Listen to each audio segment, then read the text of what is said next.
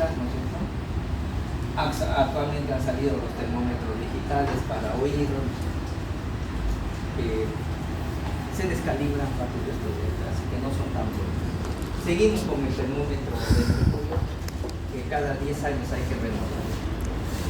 Entonces tiene el infrarrojo, el digitálico y el de mercurio. Funciona, los tres, siempre y cuando estén bien calibrados. La técnica para tomar es así. Depende, ¿no es cierto? Si nosotros le colocamos debajo de la lengua, hay que colocarlo por mínimo de 3 minutos, ¿sí? Y pedirle al paciente, ¿no es cierto?, que no esté moviendo la lengua solamente. Si es axilar, 5 minutos.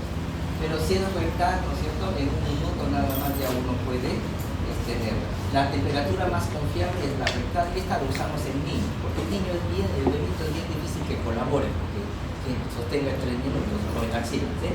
Entonces para el niño el termómetro rectal.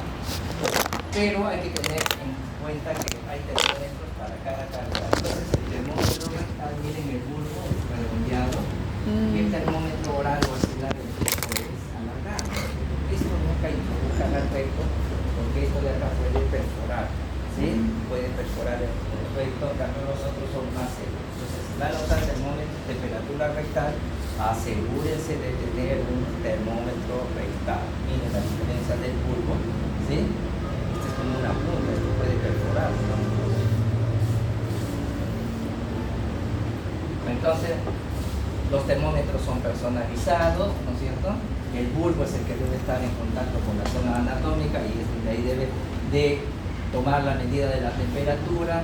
Está contraindicado, pues, el rectal, los pacientes con diarrea, con inflamación rectal o que tengan problemas mentales, ¿no? ¿Sí?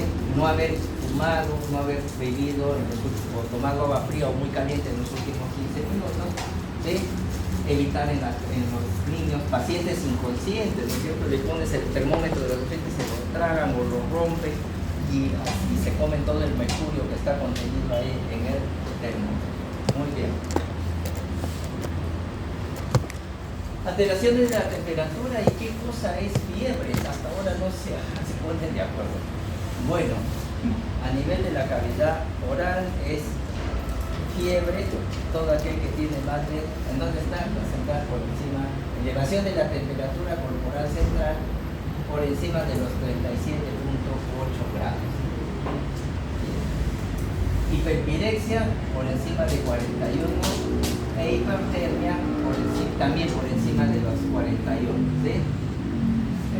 Los mecanismos de control excede a la pérdida y en el otro es por un problema del hipotálamo. Hay una pequeña diferencia, pero para efectos prácticos hipertermia o hiperpirexia es lo mismo, ¿sí? Para muchos acá no se ponen a discutir, es un poquito engorroso.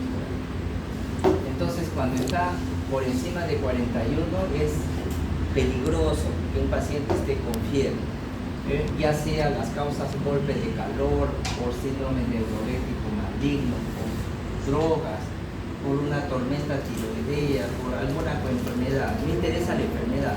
Por encima de 41 años puede haber lo que se llama la coagulación de las proteínas. Y es más o menos a qué se parece cuando ya les habrán dicho en fisiología. Ustedes colocan un huevo en agua caliente, ¿qué pasa con el huevo? Se coagula, ¿no es cierto? Sí, igualito. Entonces nuestras proteínas se pueden coagular, es como si vieran las proteínas y simplemente va a haber problemas. Entonces, hipertermia se define como una temperatura corporal muy alta. ¿Cuánto es muy alta? Supera los 41 grados, ¿sí? Para uno cualquier elevación de la temperatura, ¿ya? Pero hasta ahora se ha quedado por encima de 41. Entonces entre 37.8 y 41 es fiebre, y ya por encima hipertermia, porque tiene connotación. Lo que se sabe depende de dónde tomes la temperatura. Si lo tomas a nivel rectal, la temperatura es mucho más alta, ¿no es cierto? La temperatura rectal de 0,5 a 0,6 más alta que la temperatura oral. Entonces fiebre a nivel rectal sería 38.3, ¿no es cierto? Por encima de 38.3. A nivel oral 37.8. Y la axilar es 5 grados menos que la vocal. Entonces, si yo coloco el axilar ya con 37.3, ya estoy hablando de fiebre, o 37.2, más de eso, ¿sí? Entonces, depende en qué lugar coloques el termómetro para hacer las definiciones. Ahí está, según la Clínica Mayo, la temperatura varía, ¿no es cierto? Inclusive durante el día puede variar por el ciclo circadiano, pero si uno toma la temperatura a nivel de la boca y es más de 37 grados centígrados, se acepta que esto ya es fiebre, ¿sí? Si es rectal, 38.3. Y si es axilar, ya sería 37.3, ¿no es cierto? No hay impacto. Ya, ahí están entonces las diferencias entre las diversas temperaturas. Ya está. Bien. La timpánica se comporta un poco entre la oral y la rectal, ¿no es cierto? Intermedia, entre eso más o menos. Existen algunos patrones históricos de fiebre, que esto es historia, ¿no es cierto? Y hablamos de la fiebre continua, aquella fiebre que se eleva y experimenta variaciones, ¿sí?, de menos de 1 grado, ¿sí?, entre la mañana y la tarde. O sea, siempre está entre 38 y 39, no baja. Ese se llama fiebre continua, ¿sí? Ese era el típico caso de la fiebre tifondea. Ya no hay tifoidea. Luego tenemos una fiebre intermitente, fiebre éctica o fiebre de tifos. Se eleva la temperatura, pero durante el día baja a niveles normales. Entonces esto se asocia a enfermedades infecciosas, ¿sí? Se eleva y vuelve a lo normal, se eleva y vuelve a lo normal, ¿sí? Luego tenemos nosotros la fiebre llega a la normalidad, ¿sí? Luego tenemos la fiebre remitente, ¿no es cierto? Experimenta variaciones de más de 1 grado, pero no llega nunca al pasar, a normalizarse, ¿sí? Siempre está ahí. A diferencia de la continua, es más de 1 grado, ¿sí? La que está en 38, 40, 39, 35, nunca llega a lo normal, ¿sí? Muchos procesos. Y luego tenemos la fiebre épica séptica en aguja, ¿no es cierto? Cuadros sépticos graves, ¿sí? Sube y baja. Esto es muy parecido a la estética. Lo mismo, pero esa es historia. Y había algunos patrones, por ejemplo la terciana y la cuartana. Esto se asocia a cierto tipo de parásitos como es la malaria, ¿no es cierto? La malaria por la Plasmodium vivax, que es cada 3 días, y el falciparum creo que es cada 4 días. Entonces, ¿qué pasaba? Se infestaban de malaria y como su ciclo reproductivo es cada 3 días, cuando había eclosión a nivel de los glóbulos rojos presentaba fiebre terciana, ya te dio la terciana, ¿sí? Y el otro, el Plasmodium, el otro tipo de malaria, que es el falciparum, entonces cada 4 días, ¿no es cierto?, cada vez que se reproducía 4 días se eclosionaban los glóbulos rojos, que ahí es donde infestan los glóbulos rojos, se llenan de los cistos, que llaman los quistes, esto revienta y ahí te viene la fiebre. Y entonces, ¿pero qué pasaba? Ustedes se han ido a Piura, ¿no es cierto? Y, por ejemplo, se van 2 o 3 días. Los zancudos le pican a cada rato, todos los días. Entonces, te picó el lunes, te picó el martes, te picó el miércoles. ¿Y qué va a pasar? Está bien, los del lunes se eclosionan al 3er día. Los del martes, el jueves. Y los que te picaron el viernes, el jueves. Entonces, todos los días estás con fiebre. Y este patrón no siempre se ve, por eso es. Pero en fin, esto que viene con periodos de fiebre cada 3 días se regresa a lo normal. ¿A qué tipo de fiebre correspondería? ¿A la continua? No, ¿no es cierto? Porque hemos dicho que la continua, la temperatura solamente varía 1 grado, nunca llega a lo normal. A la remitente tampoco, ¿no es cierto? Porque la remitente varía más de 1 grado, pero tampoco llega a la normal. A la intermitente es todo en el mismo día, sube y baja, sube y baja. Entonces correspondería a una periódica, ondulante o recurrente. ¿Está bien? ¿Sí? A eso correspondería. Hipotermia, eso sí, está bien definido cuando es menos de 35 grados. Y esto es interesante, puede ocurrir en cualquier estación del año. ¿Por qué razón? Y entonces cuando ustedes, ya debes haber visto, cuando van a transfundir sangre, ¿qué hacen con la sangre? Primero la sacan del banco de sangre y ¿qué hacen antes de transfundirlo? La colocan en qué? En baño María, o sea, la calientan la sangre, porque si le ponen fría, puede ocasionar hipotermia. Y lo matan por hipotermia, ¿no? Baja la frecuencia cardíaca. Ya. Por eso se dice que puede ocurrir en cualquier estación del año y se debe a las transfusiones de productos fríos. ¿Sí? Por eso que la sangre siempre la calientan en baño María. Varía la sangre, la temperatura varía, ¿no es cierto?, dependiendo de la hora. En las horas de la mañana, de la tarde, donde alcanza su máximo elevación, a estas horas nuestra temperatura puede elevar hasta 1,5 grados centígrados. Y luego en las primeras horas de la mañana es donde baja la temperatura, específicamente de acuerdo al ciclo circadiano entre las 2 y las 4, o sea, las 3 de la mañana. ¿Y qué cosa es las 3 qué significa las 3 de la mañana desde el punto de vista religioso? ¿La hora de quién es? ¿El diablo? La hora del diablo. Pero no hay ningún diablo, lo que pasa es que te bajó la temperatura y empiezas a tener pesadillas o te despiertas. 3 de la mañana, el diablo me está tentando. ¿Qué diablo? Baja la temperatura. ¿Sí? Pero así, esa es la creencia. 3 es la hora de Cristo, 3 de la tarde, de Dios, del Señor, 3 de la noche, la hora del diablo. ¿Sí? Duerman sin protección, nada, ya que está haciendo algo frío, vas a ver que a las 3:20 se van a levantar. Fiebre de origen oscuro, ¿no es cierto? Peter Benson en 1960 postularon a un paciente que presentaba fiebre más allá de las 3 semanas de duración. ¿Por qué 3 semanas? Hemos dicho porque los procesos virales, bacterianos, antes de las 3 semanas se autolimitan con o sin tratamiento. ¿Sí? Es más de 3 semanas y que luego de una semana de estudios, estando hospitalizado, no le encontraban causa. ¿No? Entonces puede ser fiebre de origen desconocido. ¿Ven? Unknown fever. En 1991 revisaron estos criterios, Durack y Street lo volvieron a revisar y llegaron a la misma conclusión, ¿no es cierto?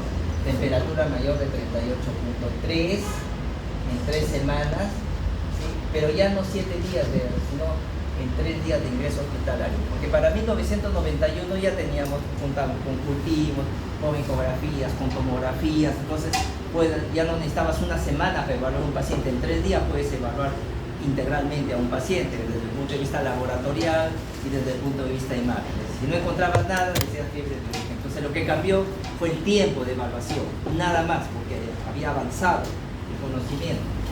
Y luego crearon esto, fiebre de unos términos adicionales, fiebre de origen desconocido nosocomial, cuando era en un paciente hospitalizado, fiebre de origen desconocido neutropénica, ¿no es cierto?, cuando tenía neutrófilos menos de 500, y fiebre desconocida en el paciente con VIH, ¿sí?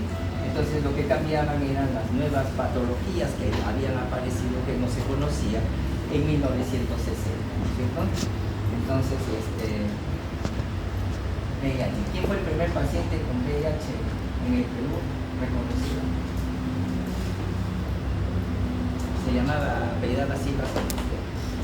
Pero por esa época encontramos un paciente, un ingeniero que había estado en la selva, era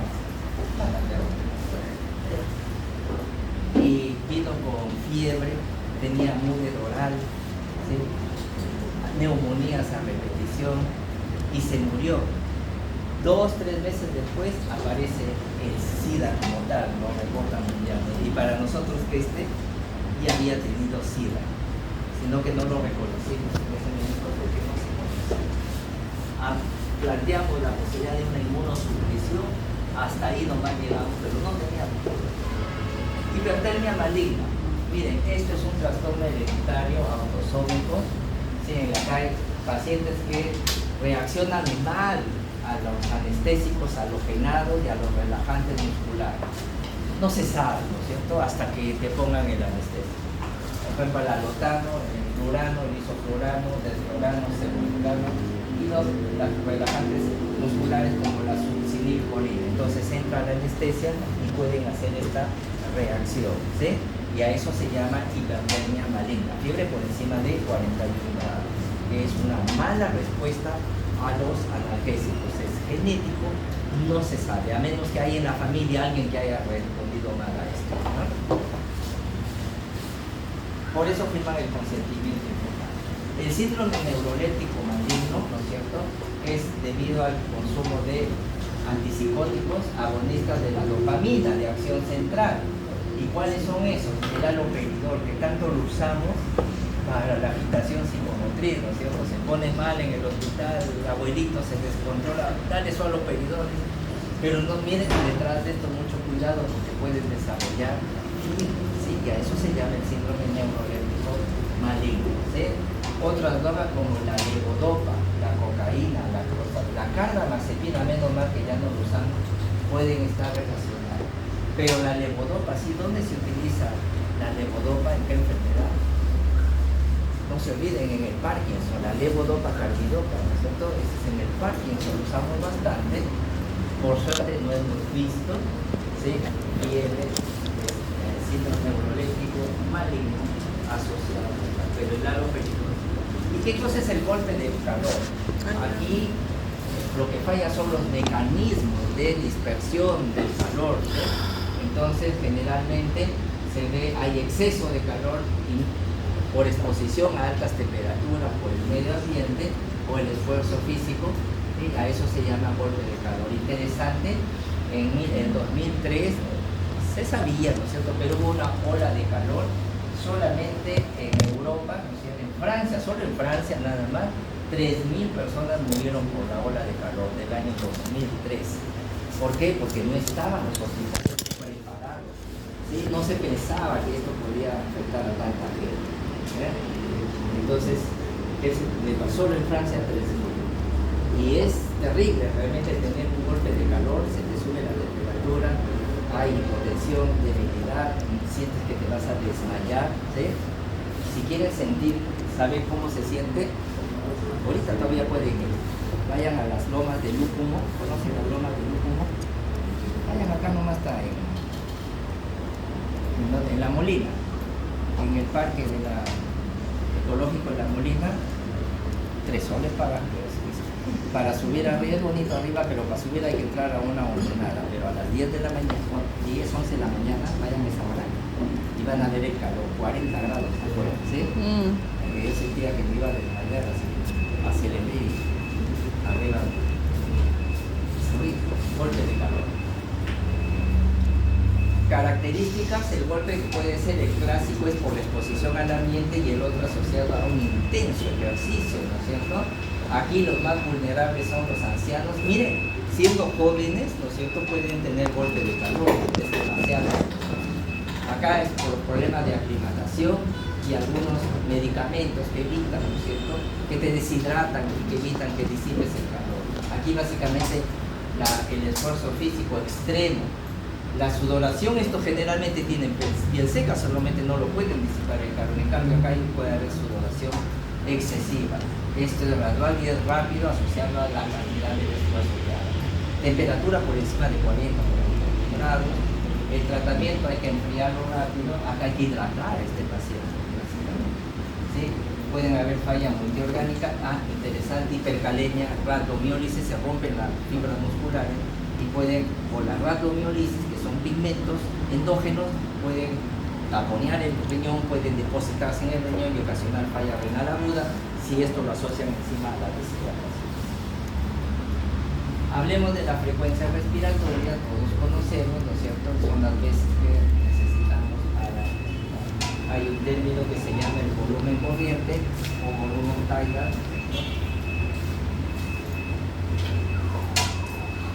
volumen corriente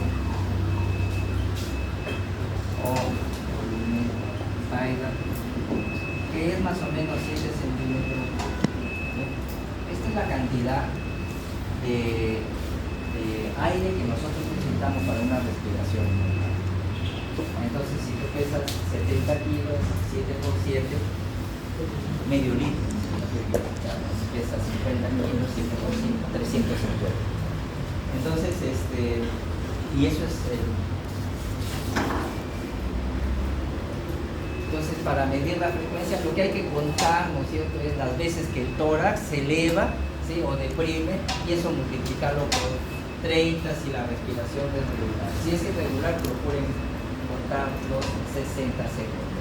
Y hay algunos patrones respiratorios. Por ejemplo, cuando la frecuencia respiratoria, cuyo valor normal es de 12 a 20 respiraciones por minuto, entonces cuando es menos de 12 respiraciones hablamos de bradicardia.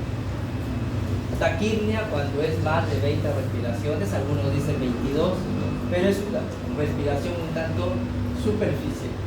La hipernia o polipnia es una respiración profunda, ¿sí? Igual, la diferencia entre hipernia y taquipnia es que una es superficial, la otra es más profunda, usa músculos accesorios de la respiración. Apnea es la parálisis de la respiración, pero más allá de los 10 segundos que deja de respirar. Disnea, ya saben ustedes, es esa sensación de falta de aire. La respiración de Kussmaul, llamada también respiración acidótica, se ve en pacientes diabéticos y tiene una respiración rápida, profunda, suspirante y sin pausas, es continua, llamada también respiración acidótica, y se ve en pacientes con cetoacidosis diabética. La respiración de Cheyne-Stokes, asociada a falla ventricular, se caracteriza por hipernia, respira rápido y luego deja de respirar, se alterna con periodos de apnea. Y la respiración de Biot es una respiración irregular, ya se ve en pacientes, ¿no es cierto?, con disociación respiratoria en estados graves, ¿no es cierto?, de compromiso neurológico. Entonces aquí tienen ustedes la respiración normal, la bradicardia menos de 12, taquipnia o polipnia más de 20, respiración suspirosa, son respiraciones normales intercaladas por respiraciones profundas, se ve en estado de ansiedad, ¿no es cierto?, están ansiosos. La respiración de Cheyne-Stokes, periodos de hipernia, polipnia, intercalados con apnea. La respiración de Kussmaul, rápida, profunda, llamada también acidótica, no hay pausa, está ahí permanentemente. La respiración de Biot, ¿no es cierto?, periodos de alma, desorganizada. Y esto es lo que se conoce como la respiración atáxica, ya no hay patrón, no hay nada, con compromiso neurológico muy grave, muy severo. Y hablamos de las apneas, ¿no es cierto?, ausencia o reducción de la señal respiratoria, más de 10 segundos, en presencia. El paciente se esfuerza por respirar, pero no sale la respiración. Y a eso se llama apnea. Entonces partimos de que apnea es la parálisis de la respiración más allá de los 10 segundos, y hay dos tipos de apnea. La obstructiva, tú le ves al paciente que se esfuerza, pero no hay el esfuerzo del estímulo respiratorio. Y la central, simplemente hay ausencia, no hay ningún esfuerzo, simplemente hay parálisis de la respiración. ¿Ya? Entonces, esto donde se ve en los pacientes con el síndrome de apnea, se ve en los microdespertares, periodos de más de 10 segundos de incremento progresivo del esfuerzo respiratorio y acaba en un microdespertar. Entonces empiezan a hiperventilar y se despiertan. Ya está. Ya. Esto se ve en el signo de apnea del sueño. ¿Sí han escuchado esa patología? El apnea del sueño, entonces hay algunas características, que los pacientes son generalmente obesos y pueden tener obstrucción de la vía aérea, pero no necesitan ser obesos para tener apnea, ya sea obstructiva o apnea seca. La presión arterial, ya ustedes saben, utilizamos el tensiómetro para medir la presión.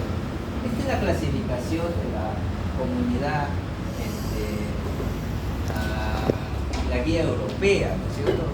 Los americanos acaban de sacar una nueva guía en la cual están proponiendo, no es que sea la última palabra, que hipertensión arterial ya sea no 140, 90, sino 130, 90, ya lo bajaron a 130. Para nosotros todavía estamos usando la guía europea y hay una razón importante, la vamos a ver. Entonces, hipertensión arterial, todo lo que está por encima de 140. Y por debajo de eso, ¿no es cierto? Hay la normal alta, 130-85. La normal, 120-80. Y la óptima, menos de 120-80. Y entonces, ahí están los aparatos que usamos, el de mercurio. Este es práctico, el aneroide. Y este es el digital. Y Omron es la marca de dispositivos médicos la más confiable que existe. ¿Sí? Si se consigue un estetoscopio, un ROM, un buenazo así, o cualquier aparato de Omron, no es lo mejor, ¿no? Les han engañado que el Littmann es lo mejor, ¿no es cierto? No, si Omron se lo supera. Los ruidos de Korokov son los ruidos que percibimos, ¿no es cierto?, al aperturar la presión, la presión que se ejerce con el brazalete hasta, ¿no es cierto?, el último, lo que nos interesa de los ruidos de Korokov es el primero que indica la presión sistólica, el primer ruido que se escucha y que es constante, y el último y cuando deja de escucharse, que es la presión diástole. Las indicaciones de la Organización Mundial de la Salud, ¿no es cierto?, para tomar adecuadamente la presión. El ambiente debe ser adecuado, debe estar sentado, el brazo debe estar más o menos a la altura de la aurícula, del corazón, ¿sí? Debe estar bien, los pies no deben estar colgando, bien apoyados, ¿sí? Tener la vejiga, no estar con retención urinaria, porque eso no cruzar las piernas, usar el tamaño del brazalete adecuado, colocar el manguito en el brazo, no conversar, no haber tomado líquidos y fumado 15 minutos antes. Y entonces aquí tienen ustedes, a ver, ¿cuál creen imagen era la correcta para tomar la presión arterial? ¿La primera o la segunda? La primera. Brazo de reposo. No, los brazos están ahí. No, en el segundo no está apoyado. No, están pidiendo la ubicación del estetoscopio. No si está apoyado o no está apoyado. Ah, ok. A ver, ¿cuál? La segunda. ¿Ah?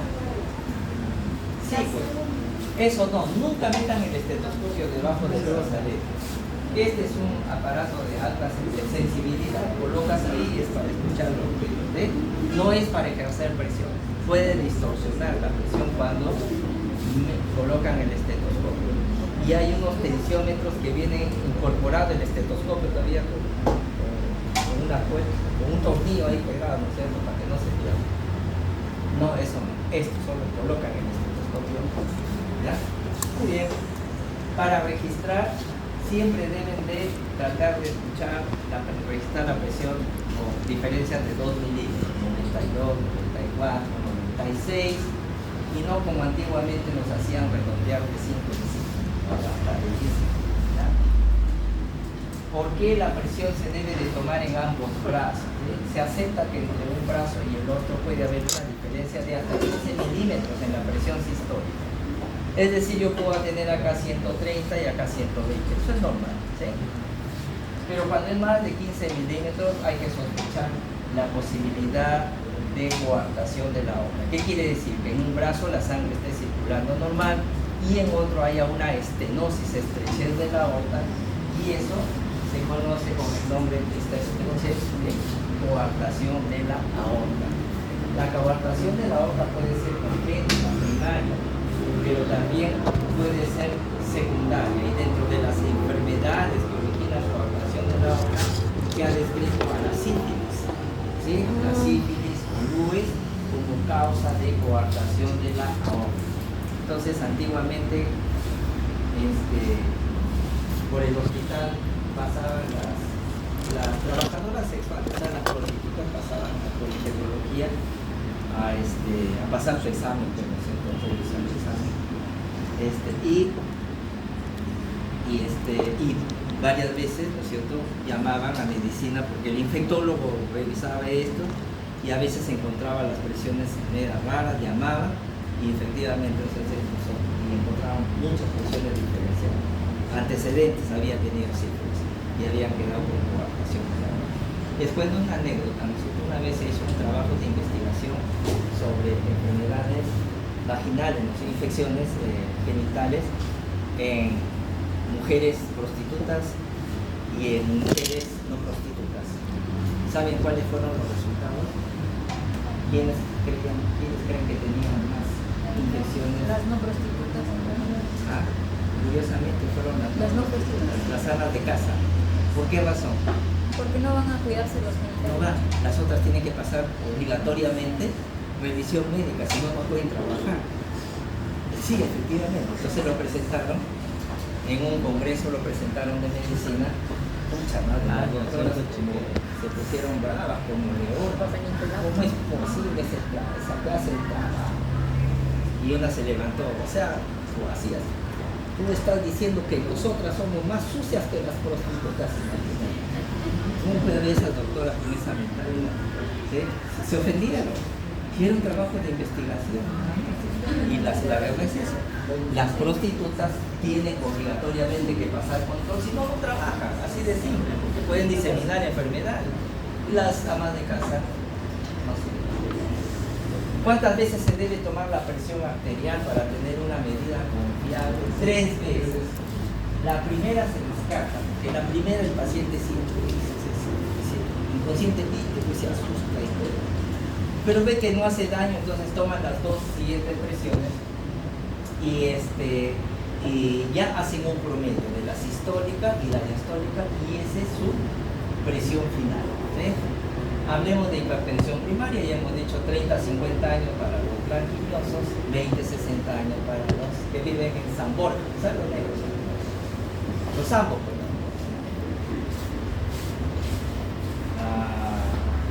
Cuando está por encima de estos rangos, apnea del sueño, puede ser causa de hipertensión arterial, feocromocitoma, tumores de la glándula suprarrenal, de la porción medular, que secretan catecolaminas, adrenalina, noradrenalina, por problemas renales, estenosis de la arteria renal, insuficiencia renal, displasia, el hipertiroidismo, tanto el hiper como el hipo puede cursar con hipertensión arterial, ¿no es cierto? Entonces en el examen tengan cuidado de esto. Son condiciones asociadas a hipertensión arterial, hipertiroidismo, hipotiroidismo, ¿ya? No vayan a captar porque una sí, la otra no. Tengan en cuenta eso, ¿ya? Tanto el hipo como el hipertiroidismo se asocian a hipertensión arterial. Hay 2 condiciones, ¿sí? Llamadas así, pseudohipertensión. El síndrome de la bata blanca, personas que van y ven al médico vestido de blanco, pues, ¿no es cierto? Con lapiceros de oro acá, así como esto de acá. La gente se asusta que se le sube la presión. ¿Sí?